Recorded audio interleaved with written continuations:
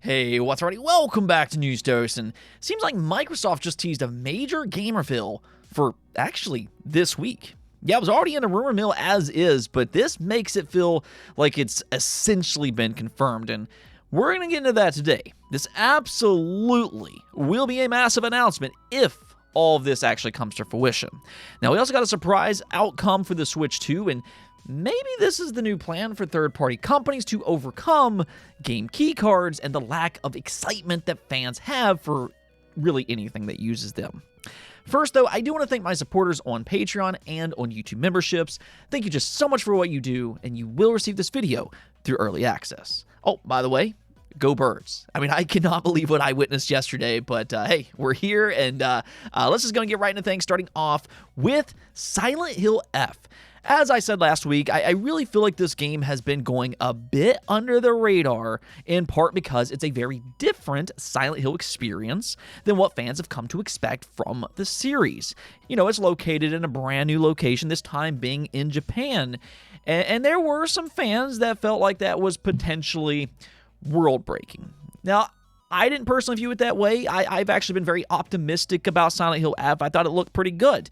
And that's why I'm just so thrilled to say that its reviews are now out and it's being described as a fantastic entry for the series. It currently has an 85 overall score on Metacritic, which puts it right in line with the original 1999 Silent Hill, Silent Hill 3, and also Silent Hill 2 Remake, all three of which had an 85 or an 86. In fact, Silent Hill F is being praised for its amazing atmosphere, its psychological horror, and its storytelling, but the one gripe that some reviewers have is with its combat, and I mean, all of that kind of sounds like Silent Hill in every possible way. Great story, great atmosphere. Combat can be iffy at times, or depending on who you ask.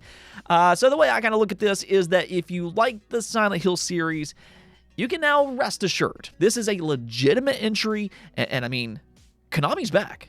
Now, I wasn't quite ready to say that when Metal Gear Solid Delta and Silent Hill 2 released because, I mean, those are remakes. I don't think that's nearly as difficult to do as a brand new title. So I wanted to see what they could do with a brand new entry for one of their beloved franchises. And, well, here it is. So now I can definitively say Konami and Silent Hill are back. And that's pretty cool to say in the year of 2025. Now, here's something else that I'd say is pretty cool to say in the year of the just outrageous AAA budgets. This has been a mainstay topic on the channel for a very long time because I firmly believe that AAA games in today's industry just aren't sustainable. I mean, they take too long to make, and in part because of that, they're also too expensive to make. Well, one very popular studio has escaped that narrative, being Sucker Punch.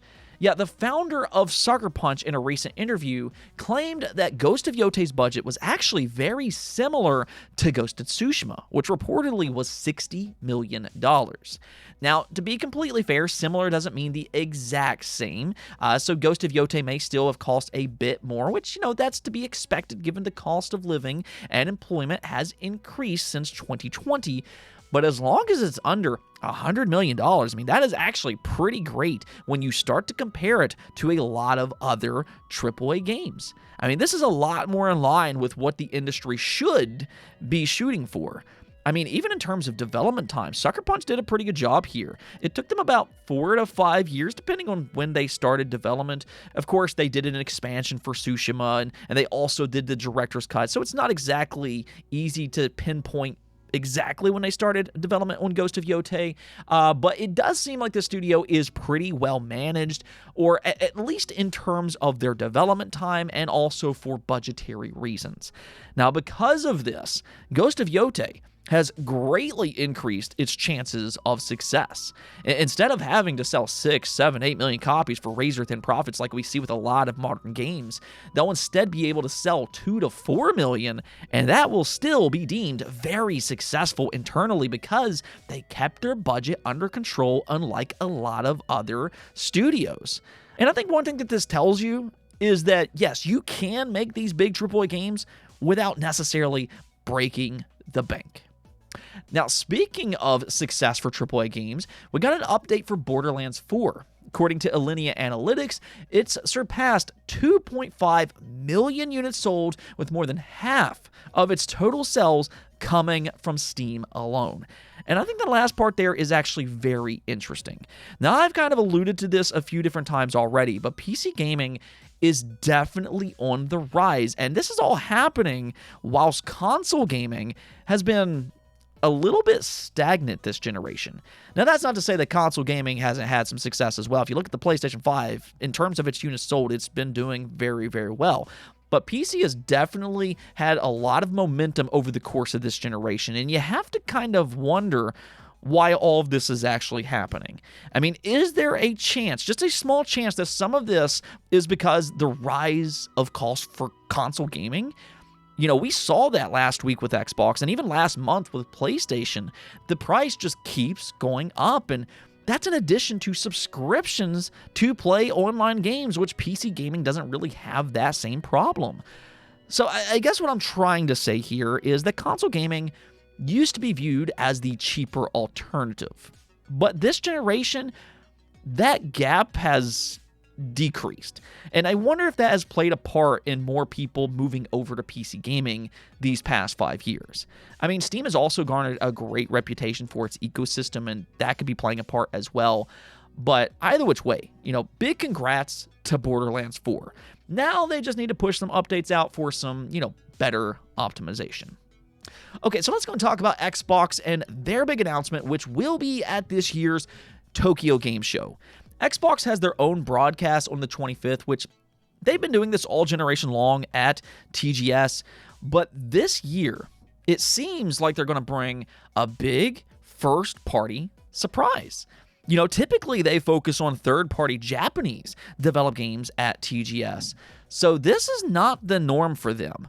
Now, there were already a lot of rumors and a lot of evidence that they might have a big first-party announcement this year, which I'm going to circle back to that here in just a moment, but this might be that final piece of evidence that all of the rumors are actually, yes, true. And that's because on September 27th, 2 days after their TGS broadcast, they have an untitled Xbox title scheduled for an hour-long presentation. Now, there's only a few games that comes to mind that this could possibly be. I mean, if it's an already announced game, then maybe Ninja Gaiden 4. We know for a fact that they are going to be showing that this year at TGS. Now, because it's an untitled game, that does lead us to believe that it's something that we're not expecting, and one is the Hideo Kojima Xbox published project, OD. Now, Kojima does have his own event planned for this week, and he's been teasing a glimpse into future projects, so there is a possibility that we will see OD this week, whether that be at TGS or not. And what they could do is he could have it at his own showcase, and then they could show it a little bit more at this apparently hour-long presentation. So there is a possibility that that could be what this is referring to, but what I believe this to be is Forza Horizon 6. And there's various reasons that I believe this.